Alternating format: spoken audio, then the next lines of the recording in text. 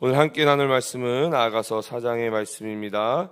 저와 우리 성도님들이 한 절씩 교독하도록 하겠습니다. 내 사랑, 너는 어여쁘고도 어여쁘다. 너울 속에 있는 내 눈이 비둘기 같고 내 머리털은 길라 산기슭에 눈 염소떼 같구나.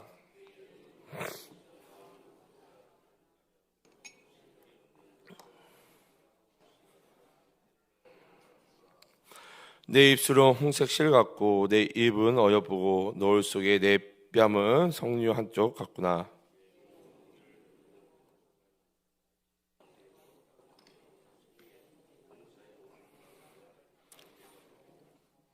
내 두 유방은 백합화 가운데서 꼴을 먹는 상태 어린 사슴 같구나. 그림자가 사라지기 전에 내가 모략산과 유황의 작은 산으로 가리라. 나의 사랑, 너는 어여쁘고 아무 흠이 없구나. 내 신부야, 너는 레바논에서부터 나와 함께하고 레바논에서부터 나와 함께 가자. 아마나와 스늘과 헤르몬 꼭대기에서 사자울과 표범산에서 내려오너라. 내 누이 내 신부야, 내가 내 마음을 빼앗았구나. 내 눈으로 한 번 보는 것과 내 목의 구슬 한 꿰미로 내 마음을 빼앗았구나. 내 누이 내 신부야, 내 사랑이 어찌 그리 아름다운지. 내 사랑은 포도주보다 진하고 내 기름의 향기는 각양 향품보다 향기롭구나. 내 신부야, 내 입술에서는 꿀 방울이 떨어지고 내 혀 밑에는 꿀과 젖이 있고 내 의복의 향기는 레바논의 향기 같구나. 내 누이 내 신부는 잠근 동산이요 덮은 우물이요 봉한 샘이로구나. 내게서 나는 것은 석류나무와 각종 아름다운 가수와 고벨하와 나도 불과.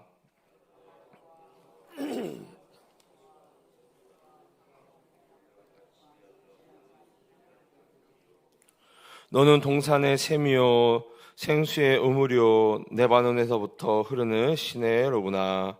북풍아 일어나라, 남풍아 오라. 나의 동산에 불어서 향기를 날리라. 나의 사랑하는 자가 그 동산에 들어가서 그 아름다운 열매 먹기를 원하노라. 아멘. 할렐루야, 할렐루야. 오늘도 새벽을 깨워 하나님께 예배하는 우리 모든 성도님들께 하나님께서 복 주시고 은혜와 평강 내려주시기를 주님의 이름으로 축복합니다. 오늘은 이 아가서 4장의 말씀을 함께 나누고자 합니다. 함께 말씀을 나눌 때에 성령 하나님께서 말씀을 조명하여 깨닫게 도와주시고 깨달은 말씀을 붙잡고 기도할 때에 응답되어지는 축복 누리시기를 간절히 소망합니다. 오늘 함께 살펴볼 이 아가서 4장의 말씀을 살펴보면요, 이 아가서 4장의 말씀, 특별히 이 아가서의 말씀들이 다른 성경과는 너무나도 다르게 이 적나라한 이 성적인 표현들이 등장하는 것들을 우리가 살펴볼 수 있습니다. 그 중에서도 이 아가서 4장이 가장 절정에 해당하는 부분이 바로 오늘 본문인 아가서 4장의 말씀입니다. 왜 아가서 4장에 이런 성적인 표현들이 절정에 다다르냐? 왜냐하면 이제 막 결혼식을 올린 이 두 연인이 이제는 이 첫날 밤을, 이 결혼식을 올린 이후에 첫날 밤을 지내고자 하기 때문입니다. 그래서 오늘 본문에는 이 술람미 여인을 향한 이 눈과 머리털, 그리고 이와 입, 뺨과 목, 그 유방 등을 상세하게 묘사하며 또 세밀하게 노래하는 이 장면들이 등장하고 있음을 우리가 살펴볼 수 있는 것이죠. 그러면 왜 하나님께서는 이 아가서를 통해서 이 솔로몬과 이 술람미 여인의 이러한 모습까지 우리에게 말씀해 주고 있는 것일까요? 이 하나님께서 이 남녀 간의 어떤 이러한 사랑의 모습, 어떤 이런 성적인 모습까지, 이런 모습까지 통해서 우리에게 말씀하시고자 하는 것, 말씀하시고자 하는 것들이 무엇일까요? 우리가 잘 알다시피 이 아가서의 주제는요, 사실은 우리가 잘 알다시피 이 아가서는 처음에는 이 성경, 이 정경에 포함되지 못했죠. 왜냐하면은 이런 성적인 표현들이 있기 때문에 정경에 포함되지 못했습니다. 그러나 이 성경학자들이 이것은 성경 정경에 포함되는 것이 맞다. 왜냐하면은 이 아가서의 주제가 이 표면적으로는 이 솔로몬과 술람미 여인의 어떤 그런 연인 간의 어떤 부부 간의 어떤 그런 모습들을 보여주고 있지만, 사실은 신랑 대신 예수님과 신부인 우리의 모습을 상징하고 있다. 다시 말해 예수님께서 신부인 우리를 얼마나 사랑하시는지를 보여주고 있는 말씀이 아가서의 말씀이다라는 것들을 이 아가서의 말씀을 통해서 우리에게 보여주고 있는 것입니다. 그리고 사실 오늘 본문에서도 이 신랑과 신부가 이 화답하면서 노래하는 장면으로 이 아가서 4장이 진행되고 있는데요, 실질적으로 신부가 신랑에게 화답하는 장면, 그러니까 대부분 이 오늘 본문을 쭉 읽어보면은 신랑이 신부에게 노래하는 장면이 대부분이고, 신부가 신랑에게 대답하는, 화답하는 장면은 6절과 16절 단 2절밖에 나타나지 않고 있습니다. 다시 말해 하나님께서 예수님이 우리를 얼마나 사랑하시는지를 보여주기 위해 이 아가서 4장을 통해 연인의 모습으로, 또한 부부의 모습으로 지금 말씀해 주고 있는 것입니다. 특별히 오늘 보면 7절을 읽어보면 7절에 나의 사랑 너는 어여쁘고 아무 흠이 없구나 라고 지금 신랑이 신부를 향해서 최고의 찬사를 하고 있는 것들을 우리가 살펴보고 있습니다. 근데 여러분, 사실 이 신부인 이 술람미 여인이 이 왕인 솔로몬에게 이러한 찬사를 받을 만한 여인이었을까요? 오늘 아가서 4장에 나타나고 있는 이 신부가 이 신랑에게 나의 사랑 너는 어여쁘고 아무 흠이 없구나라는 이러한 최고의 찬사를 받을 만한 신부였을까요? 여러분, 이 솔로몬에게는 아리따운 수많은 여인들이 있었습니다. 그리고 그 수많은 여인들이 대부분은 그 후궁들이 정략 결혼을 통해서 이방 땅에서 온 공주들이었죠. 그러나 이 술람미 여인은 이 포도원지기 출신이었습니다. 사실 솔로몬이 다른 후궁들을 제쳐놓고 이 술람미 여인을 가장 사랑했다는 것이 상식적으로 이해가 되지 않는 장면이죠. 여러분, 다른 후궁들은요 출신이 공주였기 때문에 얼마나 많은 뭐라 그럴까요? 이렇게 많은 치장을 했겠습니까? 그 많은 어떤 이렇게 도와주는 사람들을 통해서 자기를 얼마나 잘 치장했을까요? 근데 술람미 여인은 포도원지기 출신이잖아요. 쉽게 말하면 농사일을 하고 밭일을 했던 여자입니다. 그럼 여러분 상식적으로요, 공주 출신과 농부 출신, 상식적으로 누가 더 이뻤을까요? 당연히 공주 출신이, 그리고 어렸을 때부터 지금까지 관리를 잘 받아온 당연히 공주 출신인 여자가 더 이뻤겠죠. 그런데 지금 이 술람미 여인이 이 솔로몬에게 가장 사랑받았다라는 것이 이해가 되지 않는 장면이다라는 것입니다. 다시 말해 이 아가서 4장의 말씀을 통해서 하나님이 우리에게 하고자 하는 말씀이 무엇이냐? 술람미 여인에게 있어 이 솔로몬의 사랑은요, 그저 왕이 주시는 은혜다라는 것입니다. 솔로몬에게, 술람미 여인이 솔로몬에게 받는 사랑이 바로 은혜인 것이죠. 그런 술람미 여인이 왕에게 받은 사랑과 은혜를 무엇으로 보답할 수 있을까요? 이 포도원지기 출신인 술람미 여인이요, 무엇으로 보답할 수 있을까요? 이 여인이 보답할 수 있는 방법은 자신의 전 존재를 다해서 그 왕을 사랑하는 것밖에 없을 것입니다. 다른 남자를 바라보는 것이 아니라 그 왕 한 사람만을 바라보는 것이 그 사랑과 그 은혜에 보답하는 것이죠.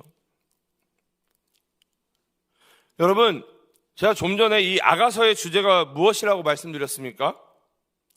예수님께서 신부인 우리를 얼마나 사랑하는지를 보여주는 책이 아가서이다라고 말씀을 드렸습니다. 그러면 여기에 나타난 솔로몬은 누구를 상징하고 있으며 술람미 여인이 누구를 상징하고 있습니까? 바로 예수님과 나를 상징하고 있는 것이죠. 그럼 예수님께서 예수님께 사랑과 은혜를 받은 우리는 어떻게 보답을 해야 하는 것일까요? 어떻게 보답을 해야 되는 것입니까? 혹시 여러분, 이번 충계부흥회가 다가오고 있죠? 이번 충계부흥회 주제가 무엇인지 아십니까? 이번 충계부흥회 주제가 무엇이냐면요, 예수님 한 분이면 충분합니다가 주제입니다. 여러분, 사랑받을 자격 없고 은혜 받을 자격 없는 우리였는데 예수님 한 분이면 우리가 충분하지 않겠습니까?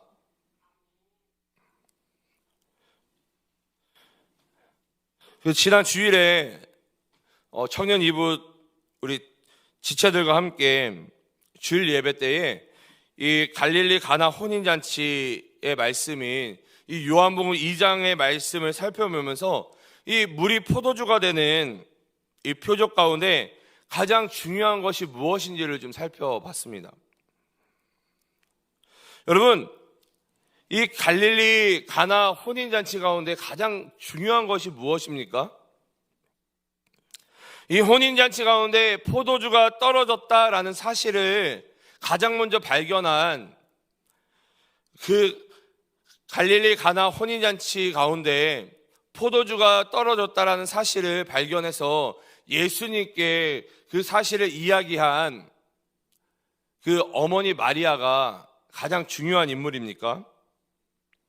아니면 정결 예식을 위해서 준비되었던 구별된 그 깨끗한 물이 가장 중요한 요인이었습니까? 아니면은 우리가 가장 많이 들었던 설교 말씀인데요. 아니면 예수님 말씀에 순종해서 그 항아리에 물을 담았던 하인들입니까? 다 중요하긴 한데요, 가장 중요한 것은 아닙니다. 여러분, 가장 중요한 것은 뭐냐면요, 갈릴리 가나 혼인잔치 가운데 가장 중요한 것은 뭐냐? 예수님께서 포도주가 떨어진 혼인잔치 가운데 계셨다라는 사실입니다. 예수님이 그곳에 계시지 않았다라고 한다면요, 마리아가 혼인잔치 가운데 포도주가 떨어졌다라는 사실을 발견한들 아무런 일이 일어나지 못합니다. 정결 예식을 위해서 준비된 물이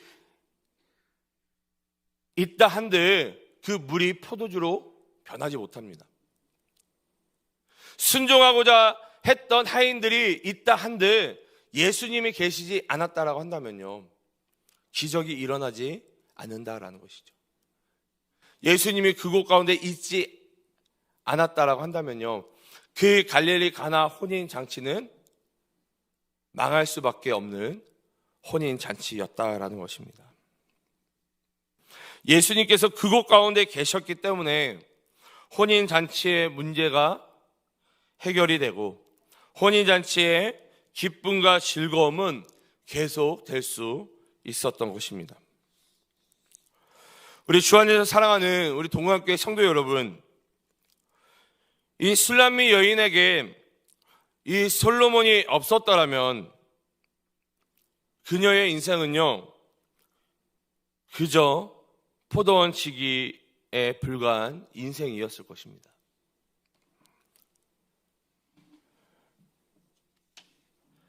갈릴리 가나 혼인잔치에 예수님이 계시지 않았더라면 포도주가 없어 망해버린 혼인잔치가 되어버렸을 것입니다.